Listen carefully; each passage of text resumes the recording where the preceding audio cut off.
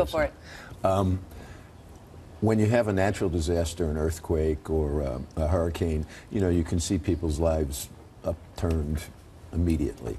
This is like a slow motion disaster. And even though the houses still look beautiful, the cars still look nice, the neighborhoods still look nice, inside you see people's psyche disintegrating because they've lost the sense of who they are. And it's interesting because Long Island is sort of the genesis of this suburban dream, really. It really is where it began. Levittown, after World War II, became kind of the model for the new post-war suburbia. And also, I guess you could call it our social contract, that if you worked hard, were a responsible citizen, you know, you'd have a secure life and you'd be able to give your kids a better life. And I think in this film, we started it in the spring of 2010 when there was some optimism that there was going to be a recovery, and the administration was saying it was going to be the summer of recovery. And we ended the principal photography at the end of 2010 after the Republicans had won the Congress and the Tea Party had risen. And you really felt amongst the people we followed that for the first time they were kind of digesting the idea this isn't just a cyclical thing. This isn't just, you know, 2 years, we're going to be back. Something fundamental has changed. You've seen that in Tennessee. This isn't a suburban New York issue. This is something that's happening everywhere. We see it everywhere. And I think that people are very distrustful of the federal government. And I think that the Tea Party, people have gravitated to that because they want information. Many times we say it is almost impossible to give our constituents too much information right now. They want the facts on things.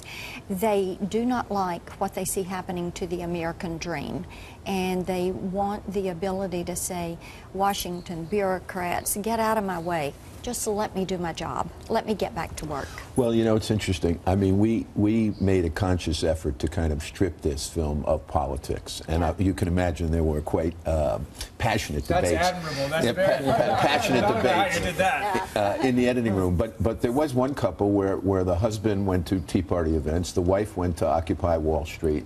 You know, they really had a divergent view. But I think that the majority of people we followed, what was kind of scary was they were silent. They were mute.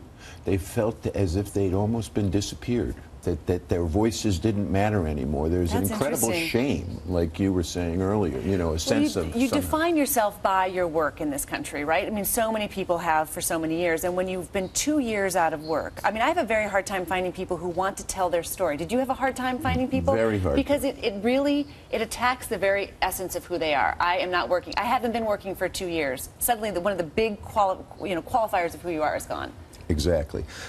We had a lot of people who we talked to off camera, but once we turned the camera on, it was a different situation. And I was stunned by people who said, well, you know, I can't go on camera because my family doesn't know, or my neighbors don't know. In fact, when we screened the film for the first time, one of the couples brought their 2 children, their 2 sons, and their sons saw their mom go to a food pantry, and it was the first time that they had learned that their mom was actually going to a food pantry to get them food for the family. I wonder, did you